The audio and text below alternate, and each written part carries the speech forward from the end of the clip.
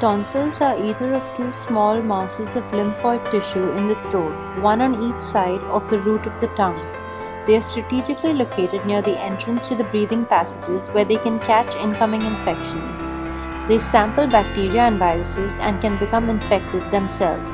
Tonsillectomy is a removal process when tonsils become infected or swollen.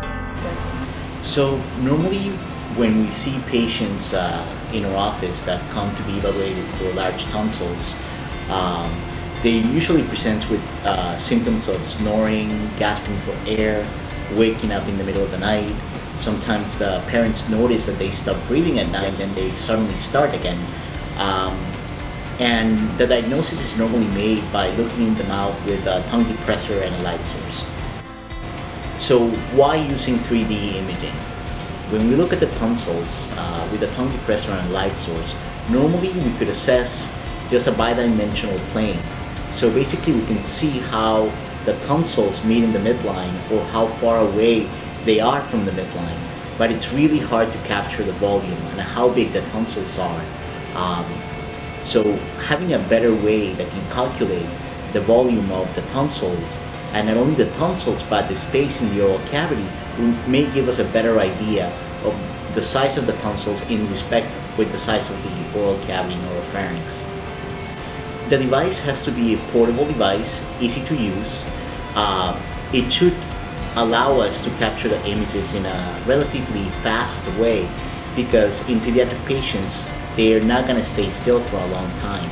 So the images have to be captured almost at the moment we just see the oral cavity, and as soon as they open, we should be able to see the size of the tonsils. What we're trying to do in this project is utilize some principles of computational photography that have been around and try to do 3D imaging.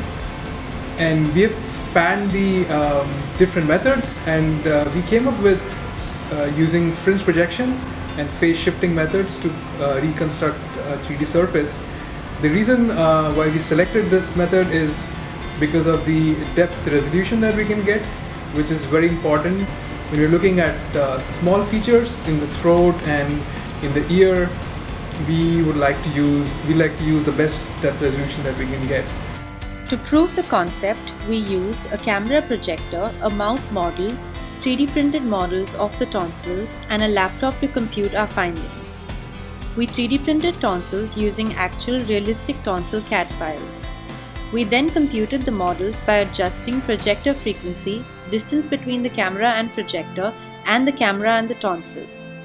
Using the formula from the linear calibration procedure for the phase to height relationship paper, we then calculated the depth of the tonsils. As next steps, we aim to improve the code and user interface of the device and build a more user-friendly model for the product. So it can help us in many ways. It can help us deciding if the tonsils are going to be big enough to be removed surgically, and in the future just planning on the type of surgery they're going to have. Nowadays, most tonsil surgery is done by removing the tonsils in many ways.